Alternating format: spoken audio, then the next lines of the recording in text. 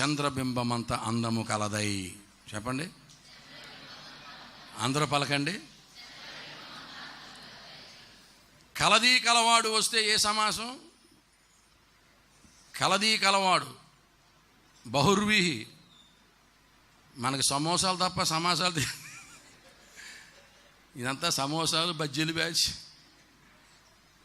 కలదీ కలవాడు వస్తే బహుర్విహి, అన్య పదార్థం ప్రధానంగా కలది నైతత్పురుషము. కలదీ కలవాడు బహుర్విహి. దేవుని బిడ్డలారా, దేవుడు తన సంఘాన్ని పోలుస్తూ ఉన్నాడు.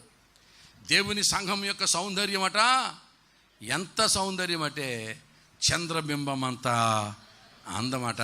స్తోత్రం కలుగునుగాక. హల్లెలూయా.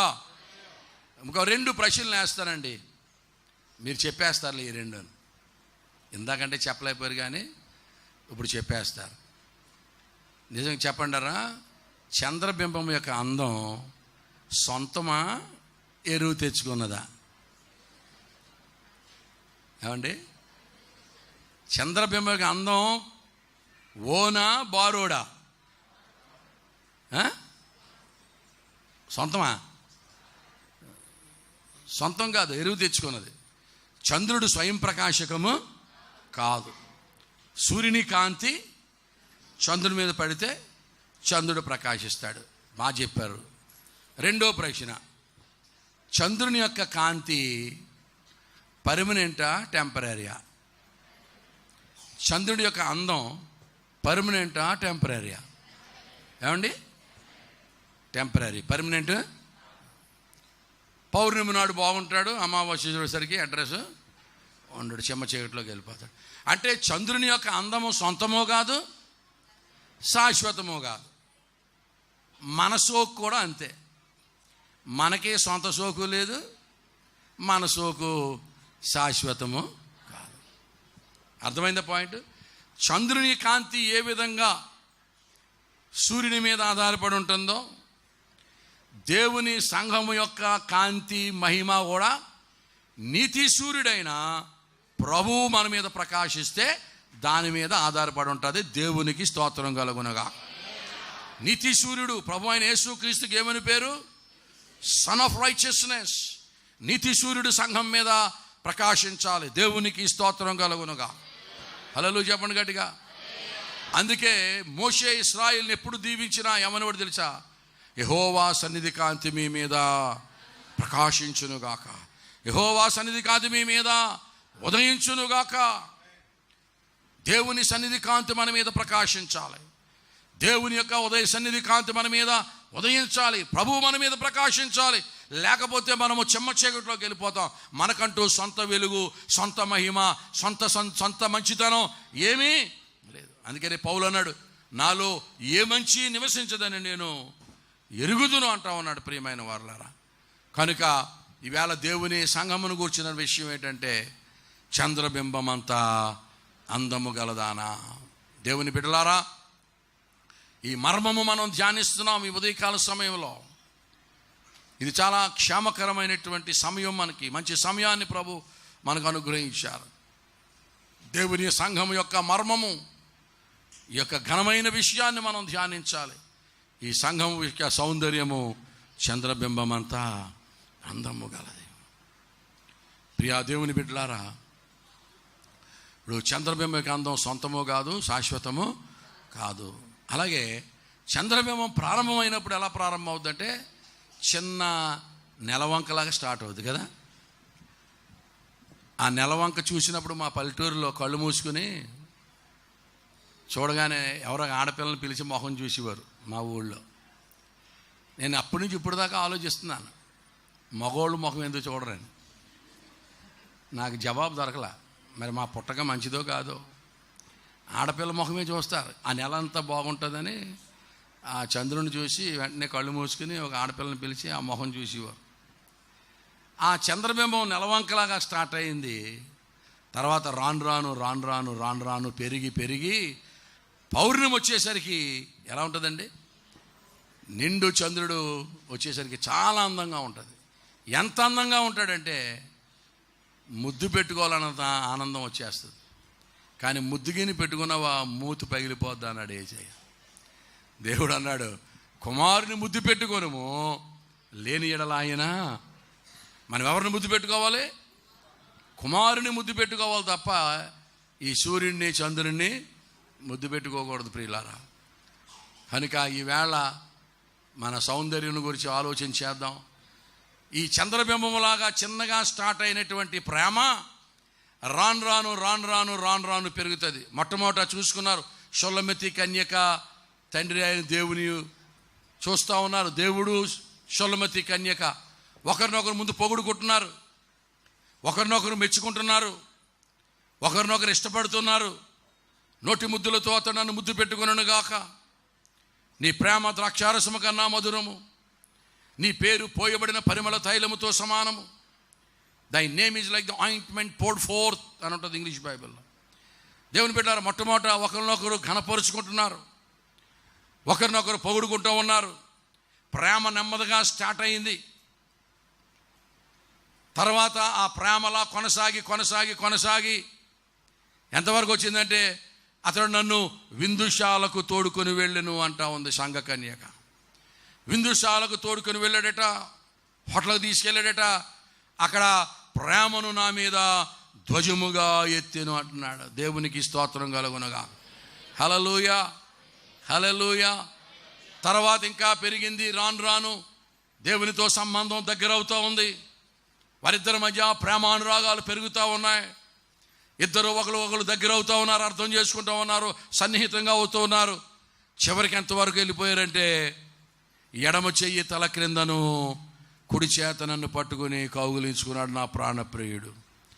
దేవుని బిడ్డలారా, షొల్లమెత్తి కన్యక అంటూ ఉంది, ఈవేళ ఇదిగో ఇక నా ప్రాణప్రియునికి నాకు మధ్య ఏ భేదము లేదు, ఏ డిస్టెన్స్ లేదు.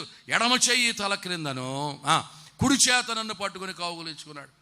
షొల్లమెత్తి కన్యక దేవునికి బహు సమీపం అయిపోయింది ప్రియులారా. అప్పుడు ఆవిడ ముఖం ఎలా ఉందంటే పౌర్ణమి నాటి చంద్రుడు ఎలాగూ ప్రకాశిస్తాడో అంత దేదీప్యమానంగా ఉంది. ఆ లేళ్లను బట్టి ఇల్లులను బట్టి ప్రమాణం చేయించుకుంటూ ఉంది, నేను చాలా ఆత్మీయమైన స్థితిలో ఉన్నాను, చాలా ఆనందకరమైన స్థితిలో ఉన్నాను, నా దేవునికి నేను బహు సమీపంగా ఉన్నాను, నా ప్రభువు నన్ను తన ఎడమ చెయ్యి తల కింద పెట్టి కుడి చేత నన్ను కౌగిలించుకుంటున్నాడు. ఈ ధన్యకరమైన స్థితిలో ఇలాగే నేను ఉండపోవాలని కోరుకుంటా ఉన్నాను. దయచేసి మమ్మల్ని ఎవరు డిస్టర్బ్ చేయొద్దు, మమ్మల్ని ఎవరు కలతపరచొద్దు. నిజంగా దేవుని సంఘము దేవునికి అంత దగ్గరగా ఉన్నటువంటి దినాలు ఉన్నాయి. పాత నిబంధన కాలంలో దేవుడు పాత నిబంధనలో ఒక మాట రాయించాడు తెలుసా? దేవుడట వారిని నడికట్టు నడుమునకు పట్టుకున్నంత గట్టిగా పట్టుకుని నడిపించాడట. ఒక బెల్ట్ నడడానికి ఎంత టైట్గా ఉంటుందో అంత సన్నిహితంగా ఉండి దేవుడు ఏమండి పాత నిబంధన సంఘాన్ని ఐగుప్తులోంచి తీసుకుని వచ్చి నడిపించాడు. అంత సన్నిహితంగా దేవుడు ఉండకపోతే వాళ్ళ ఎండకే చచ్చిపోదురు, వాళ్ళకి ఎదురైన యుద్ధాలకు ఎప్పుడో చచ్చిపోదురు పిల్లరా. కనుక ఎడమ చెయ్యి తల క్రిందను, కుడి చేత నన్ను పట్టుకొని కౌగిలించుకున్నాను నా ప్రాణప్రియుడు. ఏమండి అత్యానంద భరితురాలుగా ఉంది దేవుని సంఘ కన్యక. పాత నిబంధన సంఘ కన్యక చాలా సంతోషంగా ఉంది, ఉల్లాసంగా ఉంది, ఉత్సాహంగా ఉంది, ఇలాగే ఉండిపోవాలనుకుంది. కానీ ఏం గొడవ వచ్చిందో మనకు తెలియదు. ఈ సంబంధం ఎటువంటిదంటే దేవునితో మన సంబంధం భార్యాభర్తల సంబంధం లాంటి సంబంధం. భార్యాభర్తల సంబంధం ఎటువంటిదో ఇది కూడా ఇంచుమించు అటువంటి సంబంధమే దేవునితో. భార్యాభర్తల తర్వాత చిన్న చిన్న ఉంటాయో ఉండవా? మా భార్యాభర్తల మధ్య గొడవ రాలేదన్న వాళ్ళు ఎవరు చేయి పైకి ఎత్తారా? చేయి పైకి ఎత్తాడు. మిమ్మల్ని ఈనాడు పేపర్లో వేయింతాను రేపొద్దున. భార్యాభర్త బోల్డ్ గొడవలు వస్తాయి. ఒకసారి భార్యాభర్తలకు గొడవ వచ్చి భార్య అన్నదట, ఇది నా మంచం నువ్వు కింద అడుగు అన్నదట. మా అమ్మ ఇచ్చింది మంచం, ఆడవాళ్ళు సారి తెచ్చుకుంటారు కదా, ఇది మా అమ్మ ఇచ్చింది మంచం నువ్వు కింద అడుగు అంటే ఆడు కింద అడుకున్నాడట. కింద పడుకున్నాడికి మధ్యరాత్రిలో జ్ఞాపకం వచ్చిందంట, మంచం దీందే కానీ నవ్వారు నేను కదా కొన్నానని నవ్వారు కోసేసాడు. అప్పట్లో నవ్వారు మంచ దాబుని కింద అడిపోయిందంటే తేలు కుట్టేసిందంట. పెద్దలు చెప్తారు, గొడవలు వస్తే ఏం చేయకూడదు, కోసేసుకోకూడదు. కోసేసుకుంటే సంసారాలు ఉంటాయేటండి. సర్దుకుపోవాలి. ఏంటండి, ఆటో మీద రాస్తారు సర్దుకుపోదాం రండి అని. ఆటోలో సర్దుకుపోవడం కాదు. ఆటోలో ఏమైనా మకాంగా పెడతాం ఏంటి? ఆ స్టవ్ పెట్టుకెళ్ళి అందరూ మకాం పెడతాం ఆటోలో. ఆటోలో సర్దుకుపోవడం కాదు. సంసారంలో ఏం చేయాలా? సర్దుకుపోవాలి. కోసేసుకోకూడదు. గొడవలు వస్తాయి, చక్కగా ఉండాలి. ఒక రీసెర్చ్ స్కాలర్ ఏమని చెప్పాడు తెలుసా? అసలు భార్యాభర్తల మధ్య గొడవ రాకుండా ఉండాలంటేనట ఒక ఆయన చెప్పాడు, best marriage is possible between a deaf husband and blind wife అన్నాడు. చెమిటి మొగుడు గుడ్డు పెళ్ళం అయితే కాపురం వదిలిపోద్దంట. మొగుడేమో చెమిటోడును, చెప్పండిరా, పెళ్ళమేమో గుడిదైతే గొడవలు రావంట. మొగుడు చెవిటోడు అనుకోండి, మూలుక్కున్నా ఇసుక్కున్నా తిట్టుకున్నా ఆడికి వినపడదో కోపం రాదు. చెవిటోడయ్యా ఆడికి వినపడదో కోపం రాదో కొట్టడు. పెళ్ళం గుడిది అనుకోండి, లలిత జ్యువెలరీ చుట్టూ తిప్పినా దానికి ఏం కనపడదో, మనల్ని ఏం కొనమను, మన పరస మన దగ్గరే ఉంటుందా. అందుకని best marriage is possible between a deaf husband and blind wife అన్నాడు.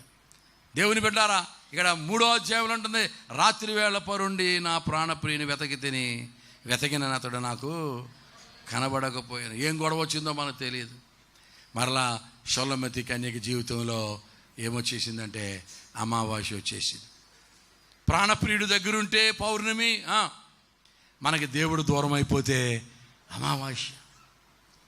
మన మహిమంతా యేసు మీద ఆధారపడి ఉంది. మన యొక్క క్షేమమంతా ప్రభువు మీద ఆధారపడి ఉంది.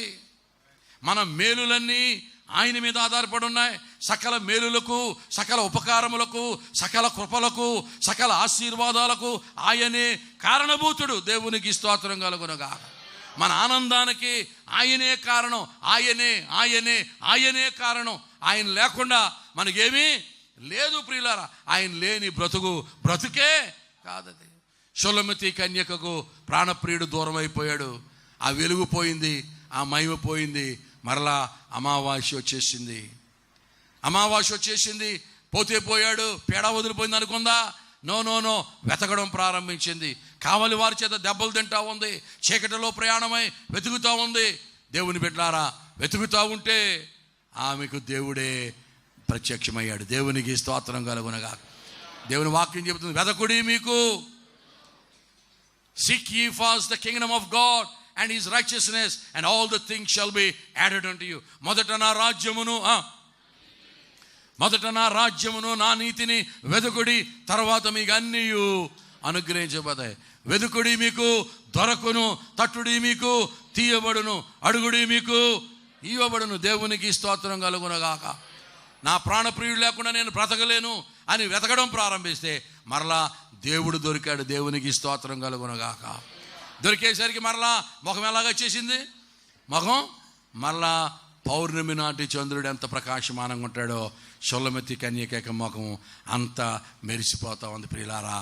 అంటే క్రైస్తవ జీవితంలో, సంఘ చరిత్రలో, మానవ చరిత్రలో, దేవుని బిడ్డారా, విశ్వాస జీవితంలో, భక్తుల జీవితాల్లో ఏముంటాయి తెలుసా? పౌర్ణమి అమావాస్యలు ఉంటాయి. అప్ అండ్ డౌన్స్ ఉంటాయి. ఒకే ఆత్మీయ స్థితిలో ఎల్లప్పుడూ ఒకే స్థితిలో ఉండుట సాధ్యము కాదు. It is not possible to maintain the same spiritual status all the time. ఒకే ఆత్మీయ స్థితిలో మనం ఎల్లప్పుడూ ఉండిపోవుట సాధ్యము. ఇదిగో నువ్వు నీ మొదటి ప్రేమను విడిచిపెట్టావు, నీ మీద నేను ఒక నేరము మోపవలసి ఉందంటావు అన్నాడు. ప్రియమైనటువంటి దేవుని బిడ్డలారా, కనుక చంద్రబింబంతో ఎందుకు పోల్చాడంటే మన సౌందర్యము సొంతమో కాదు, శాశ్వతమో కాదు, అంతా నీతి సూర్యుడి మీద ఆధారపడి ఉంది. ఆయన మన మీద ప్రకాశిస్తే మనం ప్రకాశిస్తాం. ఆయనకి మనకి మధ్య ఏమండి అమావాస్య ఎప్పుడు వస్తుందో తెలుసు కదా? అది కూడా ప్రశ్న వేయాలా? సూర్యునికి చంద్రునికి మధ్య ఎవరు వస్తారు? ఏమొస్తుందండి? భూమి. సూర్యునికి చంద్రునికి మధ్య భూమి అడ్డు వచ్చినప్పుడు చంద్రుడు చెమ్మ చీకట్లోకి వెళ్ళిపోతాడు. అలాగే నీతి సూర్యునికి దేవుని సంఘానికి మధ్య శరీరాశ, నేత్రాశ, జీవపడంబం అనేటువంటివి అడ్డొచ్చినప్పుడు దేవుని సంఘం చెమ్మ చీకట్లోకి వెళ్ళిపోద్ది. అప్పుడు ఇట్ విల్ బికమ్ ఐకబోత్. ఈ కాబోదైపోద్ది, ప్రభావము వెడలిపోయెను. దేవుని సంఘంలో శక్తి సామర్థ్యాలు తొలగిపోతాయి. ఏం చేద్దంటే నీతి సూర్యునికి సంఘానికి మధ్య ఏమడ్డొచ్చేసింది? మీ పాపములు నీకును నాకును మధ్య అడ్డుగోడగా ఉన్నాయి. నీ మీద నేను ప్రకాశించలేకపోతా ఉన్నాను. కారణం ఏంటంటే నీ యొక్క అతిక్రమాలు. ప్రియ దేవుని బిడ్డలారా, ప్రభువు మన మీద ప్రకాశించాలంటే మనం ఏమి తొలగించుకోవాలి? ఆయనకు మనకు మధ్య ఉన్న ఆటంకాలను మనము ప్రభువు మన మీద ప్రకాశిస్తాడండి. కనుక ఇది మన అందము చంద్రబింబం అంత అందము గలదని షోలమతి కన్యక యొక్క జీవితం ద్వారా మనకు అర్థమవుతూ ఉంది. ఆమె బ్రతుకులో పౌర్ణమి, ఆమె బ్రతుకులో అమావాస్యలు కనబడుతూ ఉన్నాయి. అలాగే మీరు సంఘ చరిత్ర తీసుకున్నారనుకోండి, సంఘ చరిత్ర, ఈ చర్చ్ హిస్టరీ చూస్తే పేతురు ప్రసంగం చేస్తే ఓ ప్రసంగానికి 3,000 మంది, ఇంకో ప్రసంగానికి 5,000 మంది, ప్రసంగానికి 3,000, 5,000, 3,000, 5,000 యాడ్ అయిపోతూ ఉంటే అసలు జీవం గల దేవుని సంఘం ఎలా ఉంటుందో సార్ ఊహించుకోండి. యు ఇమాజిన్ దేవుని బిడ్డలారా, అంత అద్భుతమైనటువంటి సంఘం. రక్షణ పొందుతున్న వారిని దినదినము కూడా దేవుడు ఏం చేసాడట? ఇందులో సంఘంలో చేర్చాడు. రక్షణ పొందుతున్న వారు దినదినము దేవుని సంఘంలో చేర్చబడుతుండేవారు. అద్భుతంగా ప్రకాశిస్తూ ఉంది జీవం గల దేవుని సంఘం. వేలాది మంది ఆస్తులు అమ్మేసి, ప్రాపర్టీస్ అమ్మేటి అపొస్తలుల పాదాల దగ్గర పెడతా ఉన్నారు. వారికి కలిగింది ఏది కూడా మాదని ఎవరు అనుకోలేదట. అంత అద్భుతమైనటువంటి సంఘం. పేతురు, యోహాను, యాకోబులు అనుకున్నారు, ఇంక మన సంఘానికి తిరుగు లేదు, దీనికి ఎవడు ఎదురు లేదు, దీన్ని ఆపేవాడు ఎవడు లేడు, అద్భుతం అనుకున్నారు. కొద్ది కాలం తర్వాత ఆ సంఘం ఏమైపోయింది తెలుసా? పోపు గారి చేతిలోకి వెళ్ళిపోయింది, కథోలికుల చేతిలోకి వెళ్ళిపోయింది.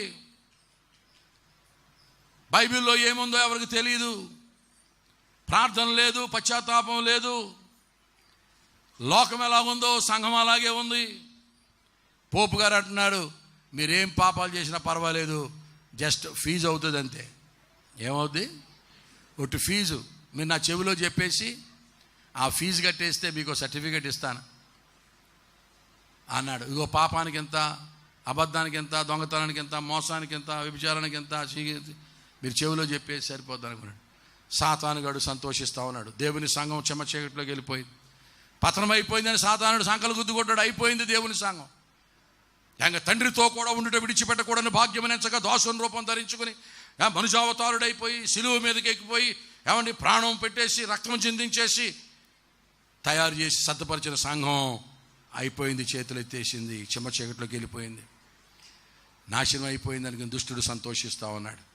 భయంకర అమావాస్యలోకి వెళ్ళిపోయింది. పౌలు గారు ఎంతవరకు వెళ్ళిపోయారు తెలుసా? పోపు గారు ఎంతవరకు వెళ్ళిపోయారు తెలుసండి? ప్రియులారా, మీ పితరులందరూ కూడా పాతాళములో యాతన పొందుతూ ఉన్నారు. వాళ్ళు పళ్ళు కొరుకుతూ ఉన్నారు, నేను చూశాను. మీరు వాళ్ళ యొక్క స్థలాలు, పొలాలు మీరు ఎంజాయ్ చేస్తున్నారు ఇక్కడ. ఇదిగో దేవుడు నాకు ఒక విషయం చెప్పాడు, మీరు చిత్తగించి ఆలకించండి. మీ తాతలు, మీ ముత్తాతలు, మీ అమ్మమ్మలు, మీ నానమ్మలు పాతాళములో పళ్ళు కొరుకుతూ యాతన పడుతున్నారు. మీరు పని చేయండి, నేను ఒక గల్లా పెట్టి తయారు చేపిస్తాను. ఆ పొలాలు స్థలాలు అమ్మి ఆ డబ్బులు పట్టుకొచ్చి గల్లాపెట్టులో వేయండి. మీరు వేసిన డబ్బులు గల్లాపెట్టులోకి వెళ్ళి క్లింగమనగానే పాతాళంలో తాత ఫ్లింగమంటాడు అన్నాడు. When the money clings the soul flings. చెప్పండి, పలకండరా, పలకండి. When the money clings the soul flings.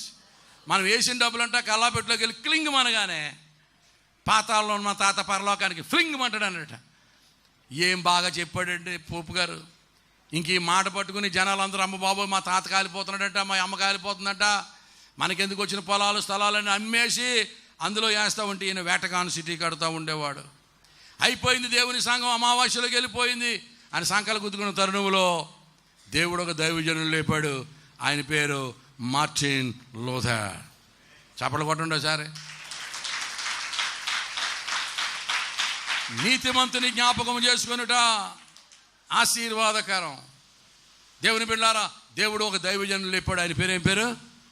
Martin Luther గారు.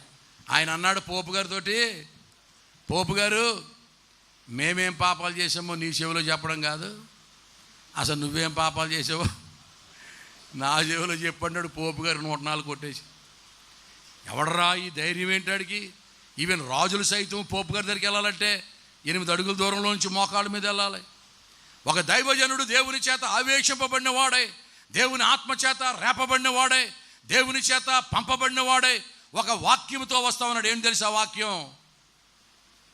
మనం విశ్వాసము ద్వారా కృపచేతనే రక్షణ పొందుతున్నాం. విశ్వాసంతో ప్రార్థన చేస్తే దేవుని కృప మన మీదకి వస్తుంది. సంగమా, మార్టిన్ లూథర్ గారు అన్నాడు, పోపు గారు మీరు అమ్మే పాప పరిహార పత్రాలు నాలుగు గీసుకోవడం కూడా పనికిరావు. 95 థెసిస్ ఆఫ్ మార్టిన్ లూథర్ అని చెప్పి విటన్బర్గ్ దేవాలయానికి దిగ్గొట్టేశాడు ఆయన. 95 థెసిస్ ఆఫ్ మార్టిన్ లూథర్ అని విటన్బర్గ్ దేవాలయాన్ని దిగ్గొట్టి పేపల్ అథారిటీ మీద ఆయన ఒక యుద్ధం ప్రకటించాడు. ప్రియులారా, ఒకే ఒక మాట. ఏం మాట?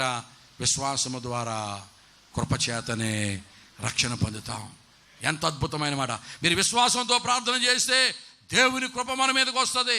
అప్పుడు మనం రక్షణ పొందుతాం తప్ప పాప పరిహార పత్రాలు కొనుక్కుంటే అవి పాప రక్షణ మనకు ఇవ్వమని చెప్పి ప్రసంగం చేస్తే ఎంత ఉద్యమం వచ్చేసిందంటే ఎర్ర సముద్రం పాయలైపోయినట్టు యావత్ క్రైస్తవ ప్రపంచం 2గా విడిపోయింది.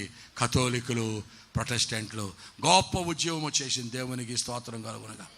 మొత్తం వరల్డ్ వైడ్లో ప్రపంచవ్యాప్తంగా కథోలిక సంఘాల నుంచి విడిపోయి ప్రొటెస్టెంట్ సంఘాలు స్థాపించబడ్డాయి. ప్రార్థన చేయడం ప్రారంభించారు, పశ్చాత్తాపడడం ప్రారంభించారు, పాపాలు ఒప్పుకోవడం ప్రారంభించారు, కన్నీరు కార్చడం ప్రారంభించారు, ప్రభు పాదాలు పట్టుకోవడం ప్రారంభించారు. దేవుని ఆత్మ బలముగా పనిచేయడం ప్రారంభించింది. గొప్ప ద స్పిరిట్ ఆఫ్ కన్విక్షన్, పాపములు ఒప్పింపజేయే ఆత్మ మనుషుల మీద పడింది. ప్రియులారా, పశ్చాత్తాపడి రోదన చేసి ప్రార్థన చేస్తూ ఉన్నారు. దేవుని బిడ్డారా, గొప్ప ఉద్యమం వచ్చేసింది. మరలా సంఘం పౌర్ణమి నాటి చంద్రుడి వలె ప్రకాశిస్తుంది. దేవునికి స్తోత్రం చెప్పండి గట్టిగా. ఏమొచ్చేసింది? గొప్ప ఉద్యమం వచ్చేసింది. అందుకనే దేవుడు అన్నాడు, మనందము చంద్రబింబం అంతా అందం. సొంతమో కాదు, శాశ్వతమో కాదు. పౌర్ణమి ఉంటుంది, అమావాస్య ఉంటుంది. మార్టిన్ లూథర్ గారి దినాల్లో ఇచ్చిన ఉద్యమం అండి మామూలు ఉద్యమము కాదు, అద్భుతమైన ఉద్యమం వచ్చేసింది. మార్టిన్ లూథర్ గారు అనుకున్నారు ఈ ఉద్యమం అలాగే ఉంటుంది, ఈ ఉద్యమం అలాగే కొనసాగిపోద్ది అనుకున్నాడు. ప్రియులారా, కానీ పాపం ఏం జరిగిందంటే ఇక 100 సంవత్సరాలు కూడా కాకమునిపే, ఇదివరకైతే పాప క్షమాపణ డబ్బులెట్టి కొనుక్కునే వాళ్ళం, ఇప్పుడు ఉచితమైపోయింది. పాపులం ప్రభు అంటే క్షమించేస్తున్నాడని లోకువైపోయి ఇప్పుడు ఏం చేస్తున్నారంటే యేసునాథ కథాసుధారసం ఇదిగో పానము చేయరే అంటూ చర్చిలోనే మందు కొట్టేయడం మొదలెట్టారు. చర్చిలోనే మందు కొట్టేస్తున్నారు. దేవాలయంలోనికి మందు వచ్చేసింది. మరలా లోకాశ, లోకాత్మ, లోక శరీర సంబంధమైనటువంటి క్రియలన్నీ కూడా మళ్ళా మందిరంలోనికి వచ్చేసినాయి. ఏం చేద్దాం? లోకువైపోయింది. పాపులు ప్రభువా, పాపులు నాయన క్షమించండి, క్షమించేస్తున్నాడని లోకువైపోయి ఏమండి మరలా మనుషులు లోక సంబంధం అయిపోయారు. దేవాలయంలో మందు కొట్టేసే పరిస్థితి వచ్చేసింది. దేవుని బిడ్డలారా, మళ్ళా సంఘం చెమ్మ చీకట్లోకి వెళ్ళిపోయింది. మళ్ళీ అమావాస్య వచ్చేసింది. చాలా దుఃఖకరమైన స్థితిలోకి వెళ్ళిపోయింది. లోకం కంటే అధ్వానంగా అయిపోయింది దేవుని సంఘం. మనం పాడైపోతే సంతోషించేవాడు ఎవడండి? సాతానుడు, దుష్టుడు. వాడు పండగ చేసుకుంటున్నాడు. అయిపోయింది దేవుని రాజ్యం. ఈ దెబ్బతో ఇంకా లేవదనుకున్నాడు, ఇంకా లేచే పని లేదనుకున్నాడు. అప్పుడు దేవుడు మరొక దైవజనుడు లేపాడు. ఆయన పేరు జాన్ వెస్లీ గారు. ఆయన ఏం మాటతో వచ్చాడు తెలుసా? Holiness is not the requisite for salvation, it is the evidence of salvation అని మొదలెట్టాడు ఆయన. ప్రియులారా, రక్షణ పొందడానికి పరిశుద్ధత అవసరం లేదు, కానీ నువ్వు రక్షణ పొందావడానికి గుర్తు, రుజువు పరిశుద్ధత ఉండాలన్నాడు. Holiness is not the requisite for salvation, it is the evidence of salvation. రక్షణ పొందడానికి పరిశుద్ధత అవసరం లేదు, కానీ నువ్వు రక్షణ పొందేవాడానికి రుజువు, గురుతు, ఎవిడెన్స్ ఏంటంటే పరిశుద్ధత అని పరిశుద్ధత మీద ప్రసంగం చేయడం మొదలుపెట్టాడు. నేను పరిశుద్ధుడై ఉన్నలాగున మీరును పరిశుద్ధులై ఉండుడి. అతి పరిశుద్ధమైన దాని మీద మిమ్మల్ని మీరు కట్టుకొనుడి. పరిశుద్ధతయే దేవుని మందిరమునకు అనుకూలము. దేవునికి స్తోత్రం కలుగునుగాక. హృదయ శుద్ధి లేకుండా దేవుని చూడడం సాధ్యము కాదు. నేను పరిశుద్ధుడను కనుక మీరును పరిశుద్ధంగా ఉండు. అతి పరిశుద్ధమైన దాని మీద మిమ్మల్ని మీరు కట్టుకొనుడి. ప్రియ దేవుని బిడ్డలారా, ఇలాగున ప్రసంగాలు చేస్తే దేవుని అద్భుతమైనటువంటి కృప కుమ్మరించబడింది. మరలా దేవుని సంఘం అద్భుతంగా ఉద్యమం పడింది. A world wide revival has taken place. ప్రపంచవ్యాప్తంగా గొప్ప ఉద్యమం వచ్చేసింది. ఇలాగున చర్చ్ హిస్టరీ మీరు చూస్తే 1, 2, 3, 4, 5 ఎన్నో ఉద్యమాలు.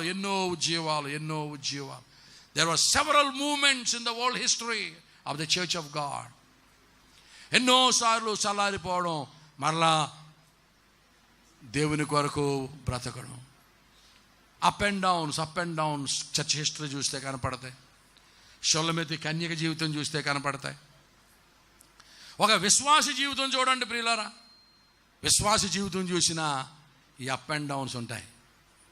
ఒకసారి ఒక ఊరిలో ఒక ఆవిడ ప్రభువుని నమ్ముకుందట.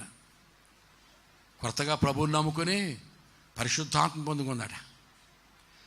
పరిశుద్ధాత్మ పొందుకొని అన్య భాషలు మాట్లాడుతుందట. అబ్బా, చెప్పరాని ఆనందం, రక్షణానందం అనిపిస్తూ ఉందటండి. ఆ మంచి తరుణములో, ఆ ఆత్మాభిషేకములో భాషలు మాట్లాడుతూ, అన్య భాషలు మాట్లాడుతూ, దేవుని ఆరాధిస్తూ, ఆత్మచేత నింపబడి బ్రతుకుతా ఉన్న దినాల్లో ఆ ఊళ్ళోకి టీవీలు ఇన్స్టాల్మెంట్స్ మీద ఇచ్చేవాళ్ళు వచ్చారట. అందరూ కొనుక్కుంటున్నారంట. టీవీలు ఇన్స్టాల్మెంట్ మీద కొనుక్కుంటున్నారు. ఈవెన్ కూడా కొనుక్కోమన్నారంట. సిస్టర్ ఇన్స్టాల్మెంట్ కదా ఇస్తున్నారు, కొనుక్కోండి అంటే ఆవిడ అన్నదంట, ఈడియట్ బాక్స్. అదేం బాక్స్ ఇది? ఈడియట్ బాక్స్, చెత్త పెట్టది. అందులో నుంచి చెత్త వస్తుంది. నా ఆత్మీయ జీవితం అంతా నాశనం చేస్తుంది, నా ప్రార్థనా జీవితం నాశనం చేస్తుంది. ఆ పెట్టి నేను కొన్నాను, ఈడియట్ బాక్స్ అందట. నిజంగానే అంచె అభిషేకంలో ఉందేమో. 4 సంవత్సరాలు అసలు టీవీ అనే మాట కొనలేదటండి. 4 సంవత్సరాలు 5 సంవత్సరాలు అయిపోయిన తర్వాత టీవీ కొని కృతజ్ఞత కూడికెట్టిందట. ఏం పెట్టింది? కృతజ్ఞత కూడి పెట్టి పాస్టర్ గారులందరినీ పిలిచిందంట. మాస్టర్ గారులు అందరూ కూడా ఆవిడకి మంచిగా మాట్లాడుతున్నారట. అమ్మా, దేవుడు నిన్ను దీవించడం ప్రారంభించాడు. ఇదిగో టీవీతో స్టార్ట్ చేశాడు. ఇక నుంచి నీకు వాషింగ్ మెషిన్, ఫ్రిడ్జ్లు, ఇక నీకు సామాన్లు ఇంటి నిండా. ఒక పాస్టర్ గారు మాత్రం, అమ్మా నువ్వు టీవీ కొనడం అంత మంచిది కాదమ్మా, నాకు ఇష్టం లేదమ్మా, ప్రార్థనా జీవితం దెబ్బతింటుంది అన్నాడట. ఆ మాట మనసులో పెట్టేసుకుని భోజనాల దగ్గర అందరికీ మొక్కలేస్తుందంట. వీడికి ఎన్నిసార్లు పిలిచినా పులిసే గ్రేవేనంట. ఆయన అంటున్నాడంట బయటికి వెళ్ళి, బ్రదరు యథార్థం మాట్లాడుతుంటే పదార్థాలు దొరకట్లేదని. యథార్థం మాట్లాడుతుంటే పదార్థాలు దొరకట్లేదు అన్నాడు. దేవుని బిడ్డలారా, పదార్థాలు దొరికినా దొరకపోయినా ఏం మాట్లాడాలి? యథార్థం. ఈడియట్ బాక్స్ అన్న ఆవిడ ఈవేళ బాక్స్ దగ్గర నుంచి బయటకు వస్తే, దేవుని బిడ్డలారా, ఒకప్పుడు ఎంతో ఆత్మీయంగా ఉన్న ఆవిడ ఇప్పుడేమో స్టార్ మూవీస్లోకి, సినిమాల్లోకి వెళ్ళిపోయి ముఖం అంతా నల్లగైపోయి, అండ్ అమావాస్య వచ్చేసి ప్రార్థన లేదంట, భక్తి లేదంట. అయిపోయిందంటే అయిపోయింది. దేవుని బిడ్డలారా, మీకు తెలుసా అని అడగకూడదు మిమ్మల్ని. అమావాస్యని ఇంగ్లీష్లో ఏమంటారు చెప్పండి? అమావాస్యని ఇంగ్లీష్లో ఏమంటారు? తెలుగుకే దిక్కులేదు, మళ్ళీ ఇంగ్లీషు. అమావాస్యని ఇంగ్లీష్లో న్యూ మూన్ అంటారు. ఏమంటారండి? అసలు అమావాస్య రోజునే కొత్త చంద్రుడు ప్రారంభం అవుతాడు. దేవునికి స్తోత్రం కలుగునగా. That is the secret of the church of God. That is the mystery of the church of God. దేవుని బిడ్డలారా, ఇక నేను అమావాస్యలోకి వెళ్ళిపోయాను. ఈ భక్తి నేను చేయలేను, ఈ ప్రార్థనలో నేను కంటిన్యూ అవ్వలేను, ఈ పస్తులు ఉపవాసాలు నేను ఉండలేను, ఈ ముక్కు మూసుకు నేను బతకలేను. ఈ భక్తి ఎవడు చేస్తాడు రా బాబు, ఇంతకాలం ఎవడు చేస్తాడు ఈ భక్తి అని అనుకుని దిగజారిపోయి లోకంలోకి వెళ్ళిపోదాం అనుకున్న టైంలో మళ్ళా నీ కొత్త చంద్రుడు స్టార్ట్ అయిపోతాడు. దేవునికి స్తోత్రం కలగ. ఏ ఉపవాస కూటాలు వస్తాయి, పాస్టర్ గారు వస్తాడు, ధూళి దులుపుకొనుము, నీ మెడకట్లు విప్పుకొనుము అని ప్రసంగం చేస్తే మరలా ఈ శరీరాశ, నేత్రాశ, జీవపడము పక్కన పెట్టి ప్రభువా పాపిన్నాయన కరుణించిన ఆయన అంటే మరలా నీకు కొత్త చంద్రుడు ప్రారంభమవుతాడు. దాన్నే కొత్త అమావాస్య అంటారు. హల్లెలూయా. ఏం అమావాస్య అంట? అమావాస్య రోజునే కొత్త చంద్రుడు ప్రారంభమవుతాడు. దేవుని బిడ్డలారా, షోలమితి కన్యక జీవితం చూసినా మన అందం చంద్రబింబం అంతా అందమే. సంఘ చరిత్ర చూసినా మన అందం మాట రావట్లేదేంటి? మన అందం ఎంత అందం? ఎవరందం చూసినా, షోలమితి కన్యక సౌందర్యం చూసినా అంతే, సంఘ చరిత్ర చూసినా అంతే, విశ్వాస జీవితం చూసినా అంతే. ఎందుకండి? నా చిత్తానుసారమైన మనసు గలవాడు, నా హృదయానుసారుడు అని ఎవరి గురించి చెప్పాడు దేవుడు? దావీదుని గురించి చెప్పాడు. దావీదు ఎంతటి భక్తిపరుడు అండి! దావీదు ఎంతటి భక్తిపరుడు! దేవుని బిడ్డలారా, ఆయన కొత్తగా రాజు అయిన తర్వాత యుద్ధానికి వెళ్తాడు. ఆ యుద్ధమేమో బెత్లెహేముకి దగ్గరలో జరుగుతూ ఉంటుంది. బెత్లెహేములో పెరిగాడేమో, చిన్నప్పటి నుంచి యెషయా కుమారుడు కదా. ఆ బెత్లెహేము బావి నీళ్లు తాగాలని ఆశపడ్డాడు. మా నూతి నీళ్లు కొబ్బరి నీళ్ళలాగా ఉంటాయంటారు కొంతమంది. ఆ నూతి నీళ్లు తాగాలని ఏంటి యాకోబు ఏమండి వీళ్ళందరూ పెద్ద వాళ్ళందరూ కూడా వాళ్ళ పితరులందరూ ఆ నీళ్లు తాగారు. కనుక బెత్లెహేముకు దగ్గరలో జరుగుతోంది యుద్ధం. చిన్నప్పటి నుంచి బెత్లెహేములో పెరిగాడు. ఆ మందలు ఇవన్నీ కూడా నూతి నీళ్లు తాగేవారు. అబ్బా మా నూతి నీళ్లు తాగాలని ఆశపడుతున్నాను అన్నాడు. ఎవరు? దావీదు రాజుగారు. అయితే అక్కడేమో గ్యారిసన్, అక్కడ ఒక సైన్యం ఉంది, అక్కడ పెద్ద సైన్యం. రాజుగారు ఆశపడ్డారు కదా అని రాజుగారు ఆశ తీరుద్దామని కొంతమంది యోధులు వెళ్ళి ఆ నీళ్లు తీసుకొచ్చారు. బెత్లెహేము బావి నీళ్లు తీసుకొచ్చి ఎర్లీ మార్నింగ్ అంటున్నారు, Raja you have a sudden surprise, మీకు ఒక సర్ప్రైజ్ ఇస్తున్నాం.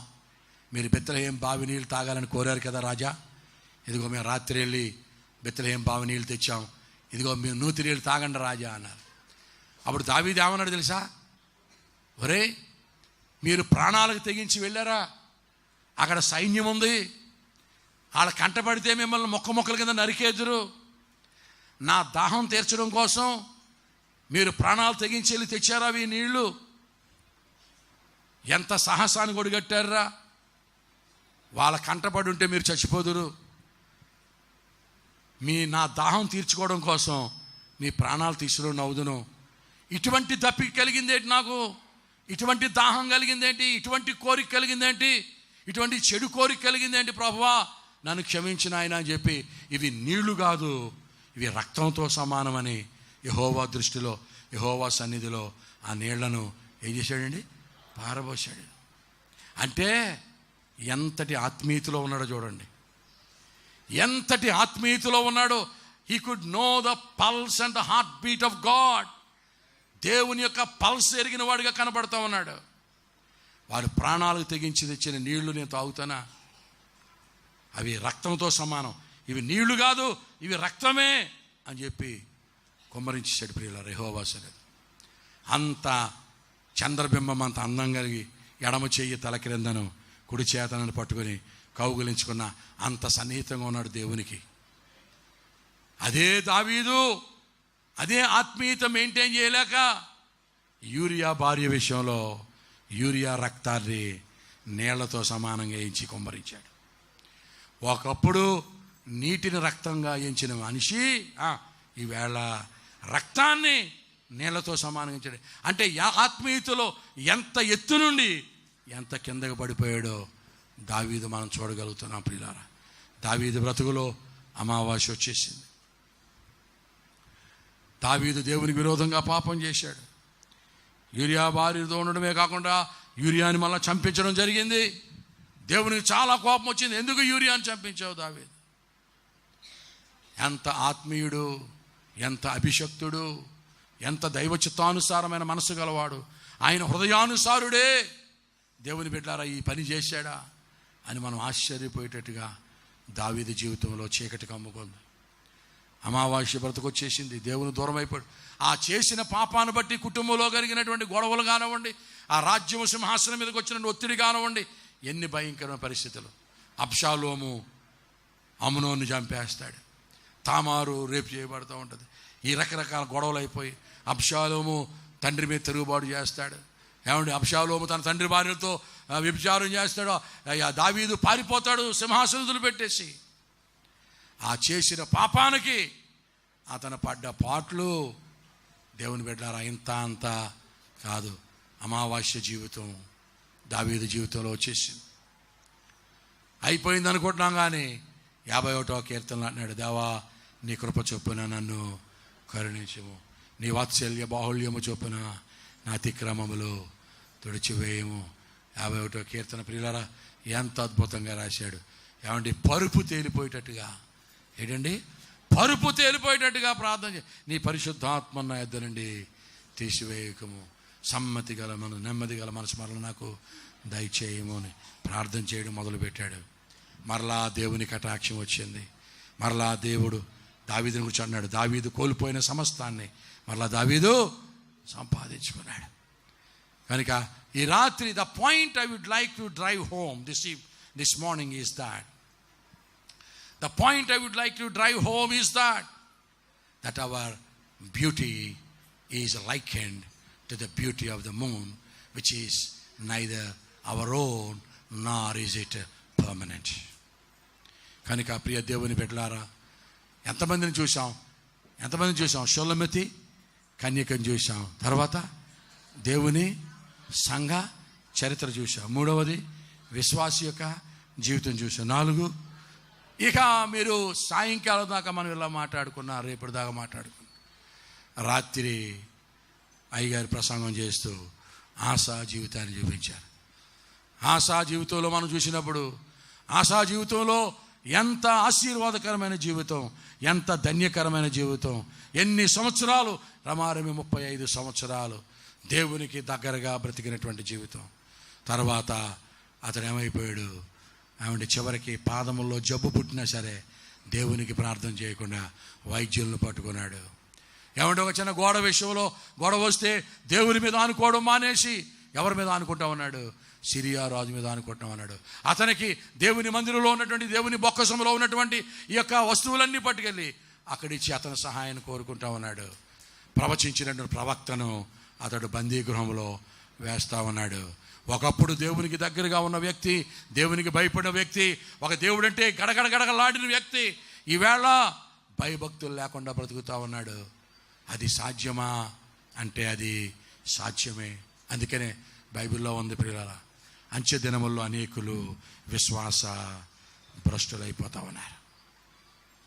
అంచె దినముల్లో అనేకులు ఏమైపోతూ ఉన్నారు? విశ్వాస భ్రష్టులు అయిపోతూ ఉన్నారు. ఈ ఉపవాస కూటాలు ఎందుకు? ఈ ఉజ్జీవ కూటాలు ఎందుకు? ఈ శనివారం కూటాలు ఎందుకు? శుక్రవారం కూటాలు ఎందుకంటే మనం విశ్వాస భ్రష్టులము కాకుండా ఉండడానికి, లోకంలోనికి వెళ్ళిపోకుండా ఉండడానికి. ప్రియా దేవుని బిడ్డలారా, నాకు చాలా తక్కువ టైం ఉంది. ఒక మాట చెప్తాను, చిత్తగించండి. ఇంకో ప్రశ్న అడుగుతాను. పౌర్ణమి వచ్చిన వెంటనే అమావాస్య వచ్చేద్దా? Next day వచ్చేద్దా? ఏం చేస్తుంది? రాను రాను తగ్గి తగ్గి తగ్గి తగ్గి అప్పుడు అమావాస్య వస్తుంది. అమావాస్య వచ్చిన వెంటనే పౌర్ణమి వచ్చేద్దా? పెరిగి పెరిగి పెరిగి పెరిగి పౌర్ణమి వస్తుంది. చెప్పండి, తగ్గి తగ్గి తగ్గి తగ్గి అమావాస్య వస్తుంది. పెరిగి పెరిగి పెరిగి. విశ్వాసుల జీవితాల్లో కూడా ఒకేసారి అమావాస్య సడన్గా వచ్చే, ఒకేసారి పాపంలో పడిపోం మనం. బైబిల్ చెబుతా ఉంది, ప్రతివాడును తన స్వకీయమైన దురాశ చొప్పున ఏడవబడి మరులు కొల్పబడిన వాడై పాపంలో పడతాడు. మొదట దురాశ పడుతుంది, ఆ దురాశ చేత ఏడవబడతారు. తర్వాత కళ్ళు బయర్లు గమ్ముతాయి, అప్పుడు పాపంలో పడతారట. ప్రతివాడును స్టేజెస్ తన స్వకీయమైన దురాశ చొప్పున ఏడవబడి మరులు కొల్పబడిన వాడై పాపంలో పడి. ఈ స్టేజెస్ ఉన్నాయి, దేర్ ఆర్ స్టేజెస్. మొట్టమొదట స్టేజ్ ఏంటంటే, ఫస్ట్ స్టేజ్ దురాశ. సెకండ్ స్టేజ్ ఏడవబడ్డం. థర్డ్ స్టేజ్ చెప్పండి. కళ్ళు. మీరు తెలుగు వాళ్ళ అరవాళ్ళ? నాకు డౌట్గా ఉంది. తర్వాత థర్డ్ స్టేజ్ ఏంటి? కళ్ళు బయలుగా ఉంటాయి. ఫోర్త్ స్టేజ్లో దాబునే పడిపోతాం. అందుకని ఇంగ్లీష్లో ఒక సామెత ఉంది, if you sow a thought you'll reap an action, if you sow an action you'll reap a habit, if you sow a habit you'll reap a character, if you sow a character you'll reap a destiny. చెప్పండి. If you sow a thought you'll reap an action, if you sow an action you'll reap a habit, if you sow a habit you'll reap a character, if you sow a character you'll reap a destiny. ఒక ఆలోచన విత్తామనుకో, ఏం కోస్తావు? ఒక క్రియ కోస్తావు. ఆ క్రియ విత్తితే ఏం కోస్తావు? ఒక హ్యాబిట్ కోస్తావు. ఆ హ్యాబిట్ అలా విత్తుకుంటా వెళ్ళిపోతే అది ఏమైపోద్ది? మన క్యారెక్టర్ అయిపోద్ది. ఆ క్యారెక్టర్ అలా కంటిన్యూ అయిపోతే మనం డెస్టినీలోకి, నిత్యనాశంలో పోతాం. అందుకనే ఆ థాట్ వచ్చినప్పుడే మనం ఏం చేయాలి? దాన్ని ఆపేయాలి. దేవునికి స్తోత్రం కలుగు. కాబట్టి నిప్ ఇట్ ఇన్ ద బర్డ్. చెప్పండి ఇంగ్లీష్లో ఏమంటారు? నిప్ ఇట్ ఇన్ ద బర్డ్. ఆ థాట్ వచ్చినప్పుడే దాన్ని మనం ఏం చేయాలి? ఏదేని తోటలో ఇదే జరిగింది. దేవుడు ఆదాము అవ్వలకి ఏం చెప్పాడు? పండు తినుదినమున చచ్చిపోతామని చెప్పాడా? చెబితే అవ్వమ్మ అనుకుందట, ఈ పాంగాడు వచ్చి కదా, సాతానుగాడు వచ్చి దేవ విరోధమైన ఆత్మ క్రియ చేస్తూ ఉంది. దేవుడు తినొద్దన్న పండు ఎలాగైనా సరే వీళ్ళ చేత తినిపించాలని సాతానుగాడు ప్రయత్నం చేస్తున్నాడు. ఏంటి? సాతానుగాడు ప్రయత్నం చేస్తూ, అప్పటికి సాతానికి ఆ దేవ విరోధమైన ఆత్మకి ఇంకా బాడీ లేదు. ఈ ఆదాము అవ్వలను మోసగించాలంటే ఏదైనా ఒక మీడియం అవసరమైంది, ఒక మీడియం, ఒక బాడీ అవసరమైంది. అప్పుడు భూజంతువులన్నింటినీ పరిశీలన చేస్తూ ఉంటే పాము చాలా అందంగాను చాలా యుక్తిగా ఉందట. ఇదైతే మన పర్పస్ బాగా సర్వ్ అవుతుందని ఆ పాములోకి దూరిపోయాడు ఎవడు? ఈ సాతానుగాడు. పామును ఆవహించేశాడు. ఆవహించేసి ఇద్దరు ఉన్నప్పుడు వెళ్తే బొరచెత కొట్టేస్తారని ఆడ మనిషి ఒక్కతే దొరికితే నెమ్మదిగా బుట్టలో వేయించాలని టైం కోసం కనిపెడుతున్నాడు. ఎప్పుడు చూసినా కలిసే ఉంటున్నారు, ఎప్పుడు చూసినా కలిసే ఉంటున్నారు, టైం దొరకట్లేదు. మరి అలా కలిసే ఉంటున్నారు, దీనికి ఏం టైం దొరకట్లేదు. ఒకానొక రోజున ఎందుకు వెళ్ళిందో అవ్వమ్మ వాళ్ళ ఆయన వదిలేసి అలా షికారికి వెళ్ళిందట. ఎప్పుడైతే అలా షికారికి వెళ్ళిందో సాతానుగాడు చూస్తూ అనుకుంటున్నాడు, ఇదే మిక్కిలి అనుకూల సమయము నేడే. ఎటుదా? ఏంటి అనుకున్నాడా? ఇదే మిక్కిలి అనుకూల సమయము నేడే, నాశనకరమైన దినం అని మంచి రెక్కలతోటి జామ్ అంటూ వచ్చి అవ్వమ్మ దగ్గర వాలేసరికి ఆ అందానికి అవ్వమ్మే మంత్రముగ్ధురాలు అయిపోయిందట. ఇక ఆగడంతో కాన్వర్సేషన్ స్టార్ట్ చేసింది, ఇది నిజమా? ఆడవాళ్ళు ఎటువంటి వాళ్ళు అంటే దేవుడికి అబద్ధం చెప్తారు, దెయ్యాలు నిజం చెప్పేస్తారు. శారమ్మ నవ్వావా అంటే ఏమంది? ఆడవాళ్ళకి అబద్ధం ఆడడం అంటే ఊపిరి పీల్చుకున్నంత ఈజీ అంట. శారమ్మ నవ్వావా అంటే నేను ఎక్కడ నవ్వా. ఇది నిజమా అని సాతానుగాడు అడగానే మొత్తం ఎపిసోడ్ అంతా, కథ అంతా ఇప్పి చెప్పేసి, పండ్లు ఏదో తినొద్దు అన్నాడా అంటే తినొద్దు అన్నాడు.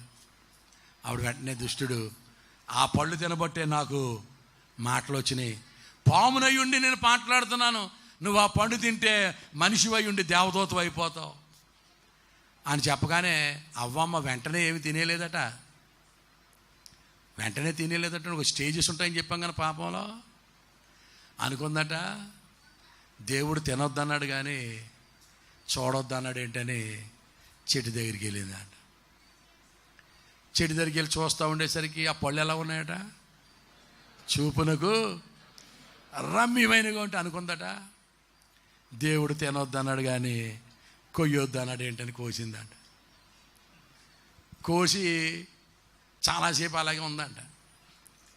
ఉండి అనుకున్నాడు దేవుడు తినొద్దు అన్నాడు కానీ వాసన చూడొద్దు అన్నాడు. ఏంటని ముక్కు దగ్గర పెట్టుకుందంట. మరి ఏం మంచి వాసన వచ్చిందో అనుకున్నదట. దేవుడు తినొద్దు అన్నాడు కానీ కొరకొద్దు అన్నాడు. ఏంటని ఊసేద్దామని కోరికిందంట. మింగిదామని కొరకలేదంట. ఇంతకీ ఇది పులుపా లేకపోతే వగరా లేకపోతే స్వీటా? ఊసేద్దామని కోరికిందంట. కోరికిన వరకు అనుకుందంట, కొరకనే కోరికాం కదా, ఇంకేం వస్తాం లేదని మింగేసిందంట. మింగేసినాక అనుకుందంట, ఇంకెలాగా మింగేశాను కదా, ఇంత తిన్నా ఒకటే, పండంతా తిన్నా ఒకటే అని మొత్తం పండంతా తినేసిందంట. పండు తినేసిన తర్వాత అనుకుందంట, ఇంక అలాగా మొదలెట్టాం కదా అని చెప్పి ఒక గుత్తు లాగించేసిందంట. అప్పటికి అవ్వమ్మకి కరెక్ట్గా 100 సంవత్సరాల వయసు అంట. ఎంతండి? 100 సంవత్సరాలు అంటే మనకులాగా తలపండిపోయి ముడుకుల్లాగేసి ఏమీ లేదు. దేవుడు చేసినప్పుడు ఎలా ఉందో దుఃఖలాగా అలాగే ఉంది. ఏమీ బలమేమీ తగ్గలేదు, ఏమీ లేదు. అయితే ఈ 100 సంవత్సరాల్లో ఎప్పుడూ లేనటువంటి ఒక అనుభూతి కలుగుతుంది. ఈ పళ్ళు తిన్నాక ఆవిడికి చిన్న లోపల కడుపు నొప్పిని వాంతులు రావడం మొదలెట్టినాయి అంట. చిన్న వాంతులను కడుపు నొప్పి వస్తుంటే అనుకుందంట, 100 సంవత్సరాల వయసులో నాకు ఎప్పుడు వాంతులు అంటే తెలియదు, కడుపు నొప్పి అంటే తెలియదు. ఈ పండు తినబట్టి ఇలాగ అయిపోతుంది. ఇది ఈ పండు ప్రభావం అన్నమాట. అయితే దేవుడు చెప్పిన మాట కరెక్టే, నేను చచ్చిపోతానన్నమాట. నా రోజులు దగ్గరికి వచ్చినాయి, నోకలు చెల్లిపోయినాయి అనుకుందంట. అనుకుందంట, నేను ఎలాగా చచ్చిపోతాను కదా, మా ఆయన ఎందుకు బతకాలని వస్తా 4 పళ్ళు అట్టుకొచ్చిందంటే ఈయనకి. ఆదాం అడుగుతున్నాడు, వచ్చేవి ఎక్కడికి వెళ్ళావే, ఇందాక నుంచి వెతుకుతున్నాను వెధవది అంటే, ఎక్కడికి లేదండి, ఇక్కడికి అన్నది చెప్పట్లేదంట. ఎక్కడికి వెళ్ళావంటే చెప్పేంటి, ఎక్కడికి వెళ్ళావంటే ఎక్కడికేనండి అన్నదట. చేతిలో పళ్ళు చూశాడు, అవేం పళ్ళే అన్నాడట. అయ్యానండి అన్నదని చెప్పట్లేదంట. గట్టిగా నిలదీస్తే వాడు అయ్యానండి మేలుకీళ్ళు తెలిపే చెట్టు పళ్ళు అన్నదట. అమ్మ బాబోయ్, పనికి మనం చంపేశావే, ఆ చెట్టు దగ్గరికి ఎందుకు వెళ్ళావు, తింటే చచ్చిపోతామని చెప్పాడు కదా దేవుడు, కొంపదీసి తిన్నావేటే బాబు అన్నాడట. తినేశాను అన్నదట. ఇంక చూడండి, ఆదాం ఒళ్ళు చల్లబడిపోయిందట. ఎంత పని చేసావే, చచ్చిపోతావే. సాయంకాలం 5:30కి ప్రభు వచ్చేస్తాడు, తింటే చచ్చిపోతావు అని చెప్తుంటే, అసలు నేను లేకుండా ఎందుకు వెళ్ళావు అక్కడికి, ఎందుకు తిన్నావే పండు అంటే అన్నదట. చచ్చిపోతావు అంటే అన్నదట, నేను చస్తే ఇంకో దాన్ని చేసుకుందాం అనుకుంటున్నావా అన్నదట. ఆడవాళ్ళు కదా కృపావరం ఉంటుందట. అదేంటే పండు తిన్నాకల్లా పిచ్చెక్కిపోయావు, పనికి మందానా, నువ్వు చచ్చిపోతే ఇంకో దాన్ని చేసుకోవడానికి ఇంకెవస్తుంది భూమి మీద ఉన్న ఆడ మనిషి, నువ్వు ఒక్కదానివే, మగోడిని నేను ఒక్కడినే, నువ్వు చచ్చిపోతే ఇంకా ఉత్తరం చేసుకుంటాను నేను. అయ్యేం మాటలే అంటే అన్నదట, నువ్వు నన్ను పెళ్లి చేసుకున్నప్పుడు నా భుజం మీద ఎవల గీతం పాడావు కదా, నీకు గాఢ నిద్ర కలుగు చేసి నీ ప్రక్కట ఎముకలో ఒక ఎముకను తీసి ఆ ఎముకతో నన్ను చేశాడని చెప్పావు కదా, నరుల్లో తీయబడ్డది కనుక నారి అనే ఒక స్టోరీ చెప్పావు కదా, నేను చచ్చిపోయినాక ఇంకా బోల్డని ఎముకలు ఉన్నాయి నీకు, మళ్ళీ గాఢ నిద్ర కలుగు చేస్తాడు, ఇంకొక ఎముకని తీస్తాడు, దాంతో ఇంకో దాన్ని చేస్తాడు, అది నువ్వు బాగానే కురుగుతాడు, నేనే కదా పోతున్నాను బాబు అని జుట్టెడ పోసేసింది అంటాడు. ఆదాము పిచ్చెక్కిపోయిందండి. ఎవరు చెప్పాడు నీకే, నీకు చెప్పాడంటే దేవుడా, నువ్వు పండు తిన్నప్పుడల్లా ఎముకలు తీయడానికి ఎముకలు ఉంటాయంటే ఇంకా నేను మాంసం వద్దన అయిపోయినట్టే, ఎందుకు ఎలా పొర తినేస్తున్నావు, నన్ను ఎలా తినేస్తున్నావు ఎందుకే అని చెప్పి ఆదాం అన్నాడట. నువ్వు ఎలా బుర్ర తినేసే బదులు నా పండు తినడమే నయమే, నేను తట్టుకోలేను నీ హరాస్మెంట్, ఇలాగిచ్చేయి తినేతానని. అప్పుడు పండు తినేసాడట. ఈడు పండు తిన్నాక అప్పుడు తగ్గిందంటే ఈడు కడుపు నొప్పి, అబ్బా కొంచెం తగ్గిందంట. ఇద్దరు పళ్ళు తినేశారు మొత్తం మాట. పళ్ళు తినేగానే మొట్టమొదటి కలిగిన దర్శనం ఏంటంటే, గుడ్డలు ఏమన్నా సంగతి వేసి ఎలా ఉన్నావేంటి అనుకుని ఆకులు కట్టుకుంటున్నారు. ఈలోపు సాయంకాలం 5:30 అయ్యింది. ఎప్పట్లాగే ప్రభు వచ్చాడు, తోట దగ్గర పిలుస్తున్నాడు, ఆదామా అంటే ఎవడు సౌండ్ లేదు. ఇదివరకు దేవుడు రాగానే భార్యాభర్తలు ఇద్దరు వెళ్ళి స్వాగతం సుస్వాగతం అని చెప్పి ఎదురెళ్ళి తీసుకొచ్చేవారు. ఈవేళ ఆదాము లేడు, అలా ఆవిడ అంతకంటే అడ్రస్ లేదు. గట్టిగా పిలిచాడు దేవుడు, ఆదామా గట్టిగా పిలిస్తే అప్పుడు ఎక్కడున్నామంటే చెట్టు చోటను ఉన్నాను నాయన. దేవుడు అడుగుతున్నాడు, చెట్టు చోటకి ఎందుకు వెళ్ళావు నాయన, ఉత్తర ప్రత్యుత్తరాలు అన్నమాట. చెట్టు చోటకి ఎందుకు వెళ్ళావు నాయన అంటే, దిగంబరిగా ఉన్నాను నాయన, దేవుడు అన్న దిగంబరువని నీకు తెలియజేసిన వాడు ఎవడు అంటే ఆదాం అన్నాడు, ఎవడు తెలియజేయక్కర్లేదు తండ్రి, సీనంతా కాలిపోయింది, నేను రాలేను ఆయన అంటే దేవుడు మీరు రాలేకపోతే ఉండరు అని చెప్పి నేనే వెళ్తానని వెళ్ళేసరికి ఆకులు కట్టుకుంటున్నారు. దేవుడు అని మరి ఆకులు ఎండిపోతే మళ్ళీ మామూలేరా వెదవా అని చెప్పి దేవుడే ఒక జంతువుని చంపి వెంటనే దాన్ని తోలు తీసి స్పాట్లో ఎండబెట్టేసి, ఎర్ర సముద్రం ఎండబెట్టినాడు, ఎండబెట్టలేడే నిమిషంలో తోలు ఎండబెట్టేసి, వీడికో జీన్ ప్యాంటు ఆడికో జీన్ జాకెట్, సిస్టర్కో చూడీదారు వేసేసాడు. ఇద్దరికి ఏం గుడ్లు అవి లెదర్ జీన్స్ ఏంటండి, మొట్టమొదటి మనుషులు వేసుకున్నాయి జీన్లే. హల్లెలూయా. ఒకసారి నేను జీన్ ప్యాంట్ వేసుకుని వాకింగ్ చెప్తుంటే వాడు వచ్చి అడుగుతున్నాడు, పాస్టర్ గారు జీన్ వేసుకోవచ్చా అంటున్నాడు. ఊరు అసలు దేవుడు మానవులు కుట్టిన ఫస్ట్ డ్రెస్ జీన్లేరా, లెదర్ జాకెట్లు. హల్లెలూయా. దేవుని పెట్టలారా, వీళ్ళిద్దరికీ గుడ్లు తొడిగేసాడు చేసి, అప్పుడు మొట్టమొదట ఫస్ట్ కోర్టు పెట్టాడండి భూమి మీద. నేను ఎలా కూర్చున్నానో అలా కూర్చున్నాడు దేవుడు. ఆదాముని పిలిచాడు, మొదటి ముద్దాయి. రెండో ముద్దాయి అవ్వని పిలిచాడు. మూడో ముద్దాయి పాంగాన్ని పిలిచాడు. ఈ ముగ్గురిని పిలిచిన తర్వాత దేవుడు మొట్టమొదటి ఆదాముని అడిగాడు, ఆదామా నేను తినొద్దన్న పండు ఎందుకు తిన్నావురా అన్నాడు.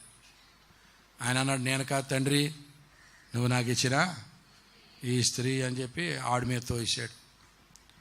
ఆవిడ అడిగాడు, అమ్మాయి అవమ్మ ఎందుకు తిన్నావు నేను తినొద్దన్న పండు అంటే ఆవిడ అంది, నేను కాదు తండ్రి, ఇదిగో ఈ పాంగాడు తింటే దేవత అయిపోతాం అన్నాడని పాంగాడి మీద తోసాడు.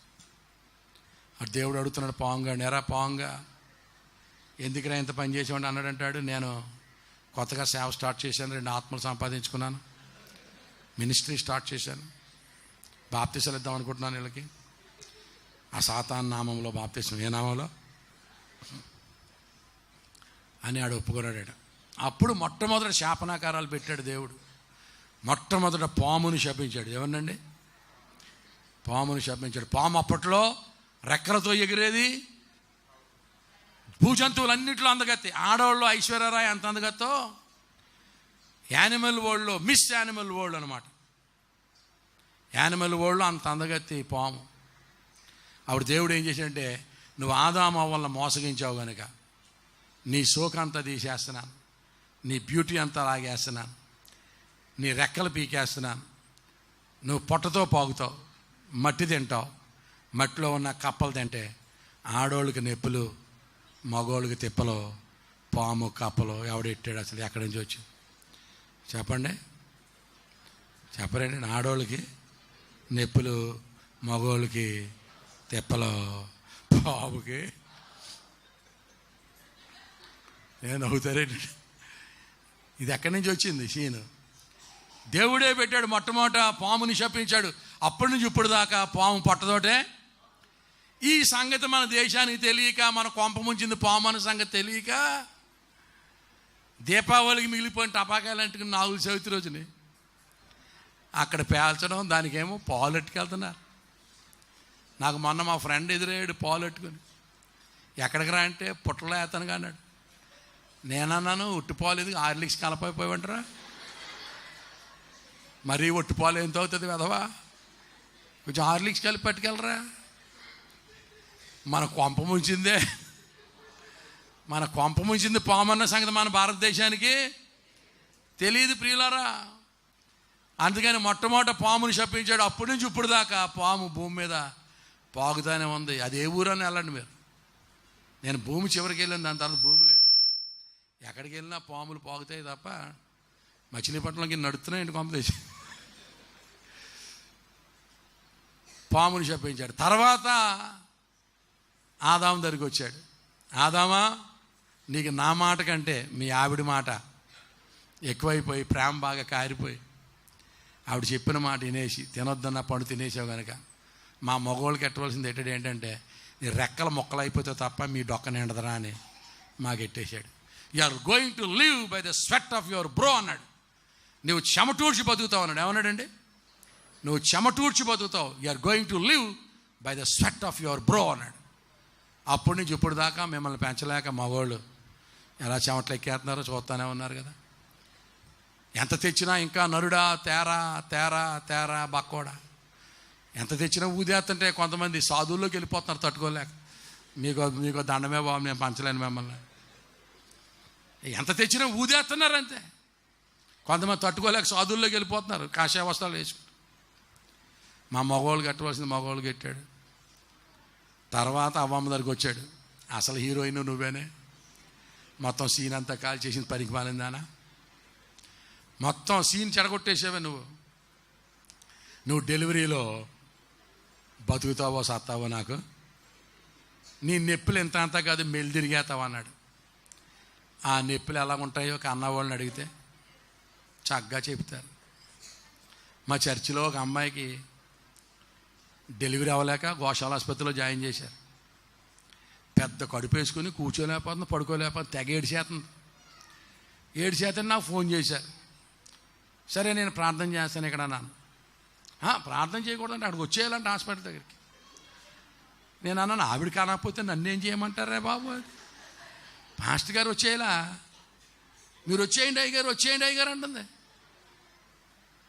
ఆవిడ కానలేకపోతే నేను వాళ్ళు ఏం చేయను, ఇక్కడి నుంచి ప్రార్థన చేస్తానంటే అవ్వదంట, దగ్గరికి వచ్చేసి ప్రార్థన చేయాలంట.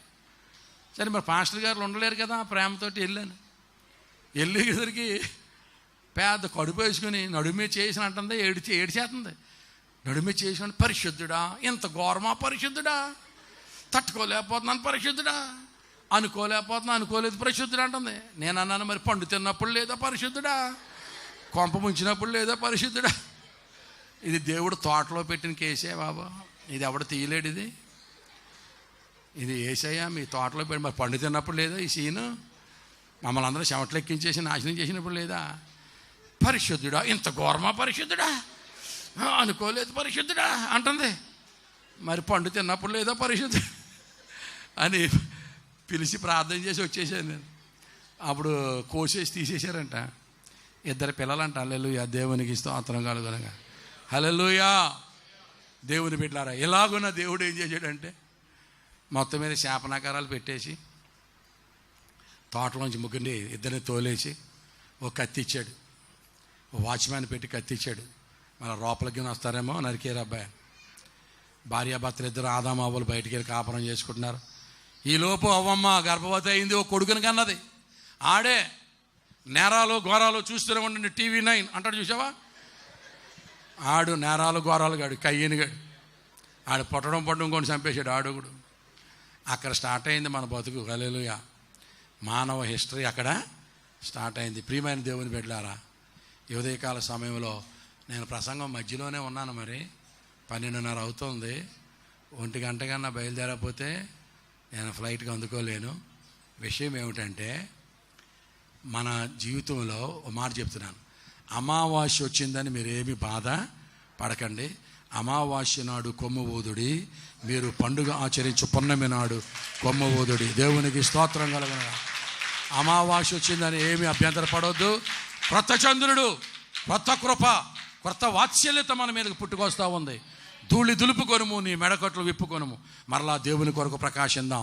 దేవునికి స్తోత్రం కలుగునుగాక. నూతన చంద్రుడు నీకు ప్రారంభం అవుతాడు.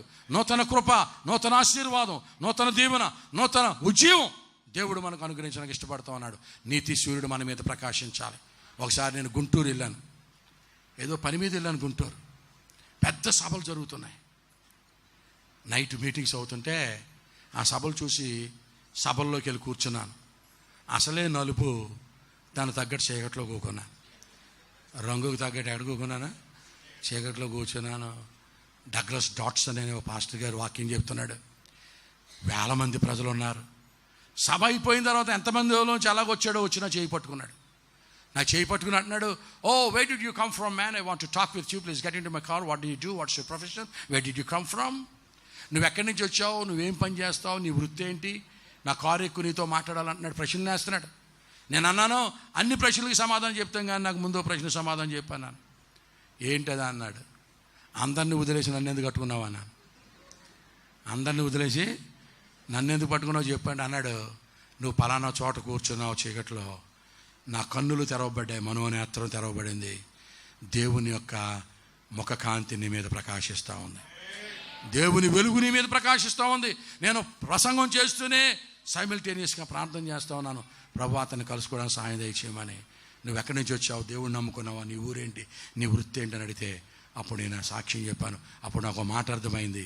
యోహాను సువార్తలో దేవుడు అంటాడు, దేవా నీవు నాకు ఇచ్చిన మహిమను వారికి ఇచ్చి తిని. దేవునికి స్తోత్రం.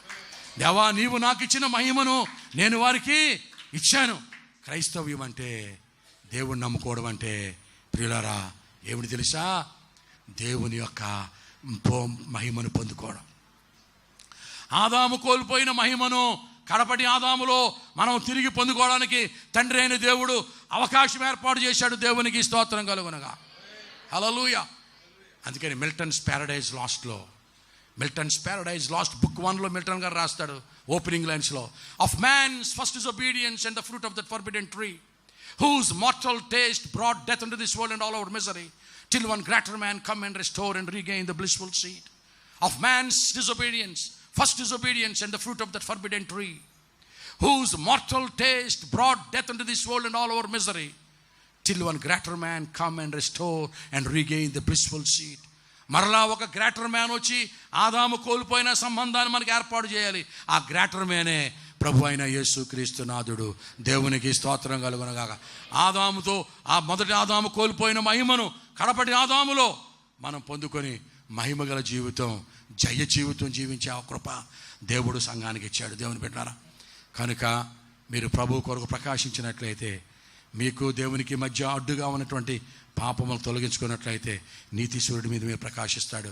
అప్పుడు సంఘం యొక్క వెలుగులోనికి చీకట్లో ఉన్న అన్ని జనులు ఆకర్షింపబడతారు. అట్టి రీతిగా దేవుడు మన సంఘం యొక్క మహిమను అధికము చేసి, మన బ్రతుకులను మహిమ అధికము చేసి తన మహిమ కొరకు నిలబెట్టి వాడుకొను గాక. దేవుడి మాటలు దీవించును గాక. దయచేసి తలలు వంచండి, కన్నులు మూసుకొని చిన్న మాట ప్రార్థన చేస్తా. ప్రేమ నమ్మకమైన మా గొప్ప తండ్రి, పరిశుద్ధుడు అయిన మా ప్రభువా, దయగలిగిన తండ్రి, ఇదిగో నాయనా ఈ మధ్యాహ్న కాల సమయంలో ఐపీసీ చర్చ్ యొక్క మహిమ కొరకు ప్రార్థిస్తున్నాం. నీ మహిమను అధికము చేయండి. మా భక్తి జీవితంలో, సంఘ జీవితంలో పౌర్ణమి, అమావాస్య, ఎత్తు పల్లములు, ఉద్యోగము, చల్లారిపోవుట నాయనా ఉంటే ఉండవచ్చు. కానీ నాయన అమావాస్య నాడే నువ్వు మా మీద కృప చూపే దేవుడు అయినావు, మమ్మల్ని కరుణించే దేవుడు అయినావు.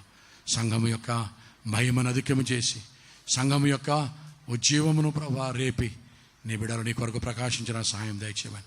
లెమ్ము తేజరిల్లుము, నీకు వెలుగు వచ్చి ఉన్నది. Arise and shine, God is going to shine on you. లెమ్ము తేజరిల్లుము, నీకు వెలుగు వచ్చిందని సెలవిస్తున్నాను ఆయన. నీ బిడ్డలు ప్రభా తమ దీన స్థితిలో నుంచి లేచి నాయనా ఆ కూల్ కండిషన్లోంచి లేచి నీ కొరకు ప్రభా నడుములు బిగించి నీ కొరకు ధ్వజమెత్తి నీ సేవలో ముందుకు సాగుటకు సంఘమును జీవింపజేసి మహిమ పొందమని యేసు పరిశుద్ధ నామని అడిగి వేడుకుంటున్నాము తండ్రి. ఆమేన్, ఆమేన్, ఆమేన్.